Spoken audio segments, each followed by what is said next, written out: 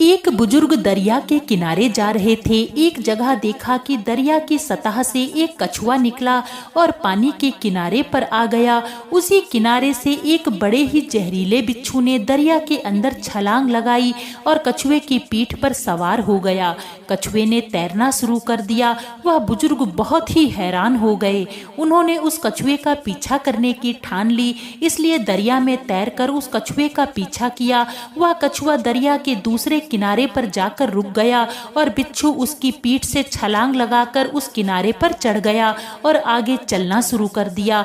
वह बुजुर्ग भी उसके पीछे पीछे चलते रहे। आगे जाकर देखा कि जिस तरफ बिच्छू जा रहा था उसके रास्ते में एक भगवान का भक्त ध्यान साधना में आंखें बंद कर भगवान की भक्ति कर रहा था।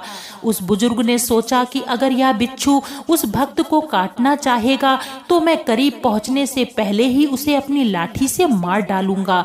लेकिन वह कुछ कदम आगे बढ़े ही थे कि उन्होंने देखा दूसरी तरफ से एक काला जहरीला सांप तेजी से उस भक्त को डसने के लिए आगे आ रहा है।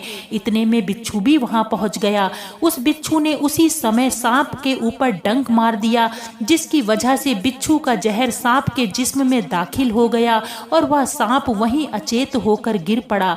उसके बाद वह बिच्छू अपने रास्ते पर वापस चला गया।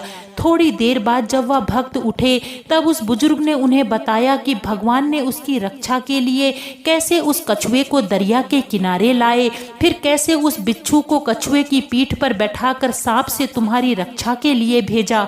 वह भक्त उस अचेत पड़े सांप को देखकर हैरान रह गया। उसकी आंखों से आंसू बहने लगे। वह आंखें बंद कर प्रभु को याद कर उनका बार बार धन्यवाद करने लगा।